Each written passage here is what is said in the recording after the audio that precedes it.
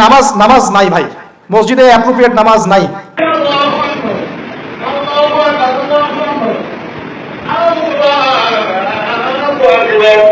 একটা দোয়া করতে গিয়ে দেখলাম ইমাম সাহেব তাশাহুদ শুরু করে দিয়েছে, আর আমি তাশাহুদ ধরতে গিয়ে দেখলাম তাশাহুদ শেষ করতে করতে সালাম শেষ, আমার দরুদ শরীফ বাকি আছে। তো ওই যে বিশ্বাস করেন আমি নামাজটা আবার দৌড়ায় পড়ে আসছি, মাগরিবের নামাজ। ছোট ভাইকে নিয়ে বললাম পাশে তারা, নামাজ হয় নাই। কেন হয় নাই? রুকু সিজদা করতে পারি নাই। নামাজ হবে কিভাবে? সব মসজিদের কথা বলছি না, ইল্লা মাশাআল্লাহ। অনেক মসজিদ এখন বাইতুন নাস হয়ে গেছে, মানুষের বাইত, আল্লাহর ঘর নাই, সূরা ঠিক নাই। এরপরে রুকু, এই যে রুকু করলাম, রুকুতে গিয়ে একটা বার সুবহানা রাব্বিয়াল আযীম বলারই সময় পাওয়া যাচ্ছে না। অন্তত 3 বার 5 বার 7 বার তো বলবে, বা 3 বার তো অ্যাটলিস্ট বলবে। এই উঠে সামি আল্লাহু লিমান হামিদা। হুলিমান হামিদা কি? হুলিমান হামিদা বলে কি কোন শব্দ আছে? এটা নতুন শব্দ বানালাম আমি একটা।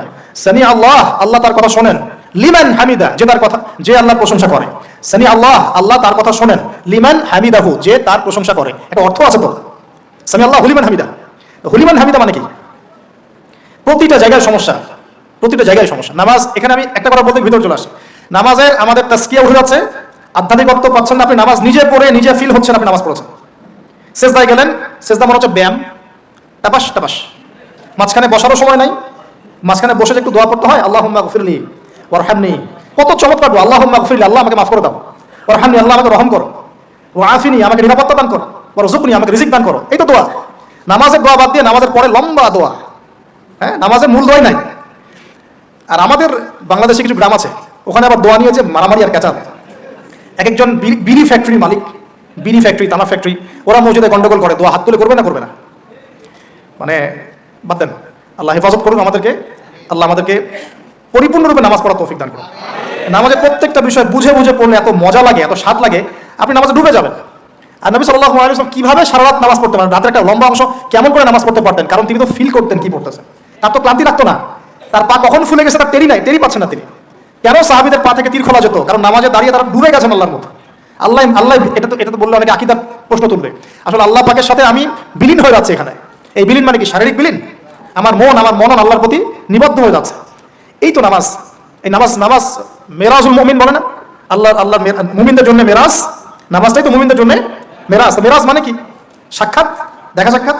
আমাদের নামাজে তো আল্লাহর কোনো ফিলিংসই আসে না। সেজদা করছে, সেজদায় নবীজি বলেছেন বেশি বেশি দোয়া করো, কারণ সেজদায় যে দোয়াটাই করবা কবুল হয়ে যাবে ইনশাআল্লাহ। তো সেজদায় তাসবিহ পড়ার টাইম পাচ্ছি না, দোয়া করবো কখন?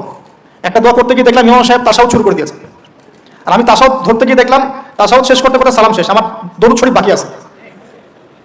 তো ওই যে বিশ্বাস করেন আমি নামাজটা আবার দৌড়ায় পড়ে আসছি, মাগরিবের নামাজ। ছোট ভাইকে নিয়ে বললাম পাশে তারা, নামাজ হয় নাই। কেন হয় নাই? রুকু সিজদা করতে পারি নাই। নামাজ হবে কিভাবে? এক ওয়াক্ত নামাজ চলে গেল, এই এক ওয়াক্ত নামাজ কি আমার জীবনে আবার ফিরে আসবে কিনা? আর আপনারাই বলেন তো, কিয়ামতের মাঠে সবচেয়ে প্রথম কোন আমলের হিসাব হবে? আমার এই বড় বড় কথা, দিন কায়েম, জিহাদ, এই সেই, হাবি জাবি, অনেক বড় বড় কথা, নামাজ ঠিক নাই, কি হবে? ফায়দা আছে কোনো? এই জিনিসটা যদি আমাদের সমাজ থেকে আস্তে আস্তে বিদায় নিতে থাকে তাহলে তো সমস্যা। আল্লাহ পাক আমাদের সবাইকে পরিপূর্ণ নামাজি হওয়ার তৌফিক দান করুন। একটা কথা বলতে গিয়ে অনেক ভিতরে চলে আসলাম। দাউদ আলাইহিস সালামের নামাজ আল্লাহর কাছে অনেক প্রিয় ছিল, আর তার সওম রোজা আল্লাহর কাছে অনেক প্রিয় ছিল। আমাদের সবাইকে আল্লাহ পাক এই মহামানবের জীবন থেকে নামাজ শেখার তৌফিক দান করুন, রোজা রাখার তৌফিক দান করুন। এবং কোরআন, তিনি জাবুর তেলাওয়াত করতেন, এত মধুর সুরে তেলাওয়াত করতেন, পাখি এসে তার তেলাওয়াত শুনতো, মাছ এসে তেলাওয়াত শুনতো। আমাদের তেলাওয়াত তো মাশাআল্লাহ বললে মানুষ বিরক্ত হচ্ছে, আমাদের তেলাওয়াত শুনে মানুষ বিরক্ত হচ্ছে। তো আল্লাহর ওয়াস্তে আমি একটু রিকোয়েস্ট করি সবাইকে, আল্লাহর ওয়াস্তে আপনারা সবাই বিশুদ্ধ করে তার তিলের সাথে কোরআন তেলাওয়াত করা শিখবেন ইনশাআল্লাহ। এর কোনো শেষ নাই। চমৎকার করে, সুন্দর করে, মাধুর্যের সাথে কোরআন তেলাওয়াত করা শিখুন। আল্লাহ পাক আমাদের সবাইকে ডেইলি অন্তত এক পারা করে তেলাওয়াত করার তৌফিক দান করুন। এতে ইনশাআল্লাহ জীবনে বরকত হবে, হায়াতে বরকত হবে, রিজিকে বরকত হবে, আল্লাহর সাথে কানেকশন থাকবে, কোরআনের সাথে আপনার সম্পর্ক থাকবে। কোরআন কালকে আমাদের আপনার পক্ষে সাক্ষী দিবে ইনশাআল্লাহ।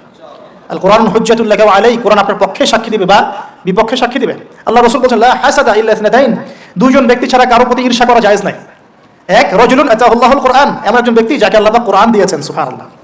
ইয়াকুমু বিহি আনা আল-লাইল ওয়া আনা আন-নাহার, যে কোরআন কেন্দ্রিক, সে দিনের বেলা আমল করে, রাতে তাহাজ্জুদের নামাজ পড়ে।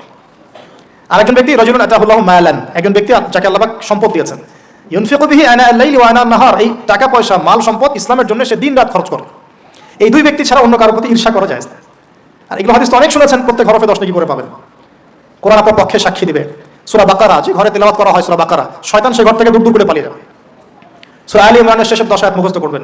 সূরা বাকারার শেষের 3টা আয়াত মুখস্থ করবেন, সূরা হাশরের শেষের 3টা-4টা আয়াত মুখস্থ করবেন, সূরা কাহাফের প্রথম 10টা আয়াত মুখস্থ করবেন, সূরা কাহাফের শেষের 10টা আয়াত মুখস্থ করবেন। এরকম অনেকগুলো সূরা আছে, সূরা ফালাক, নাস, ইখলাস, সূরা ফালাক, নাস, ইখলাস, কাফিরুন ইত্যাদি।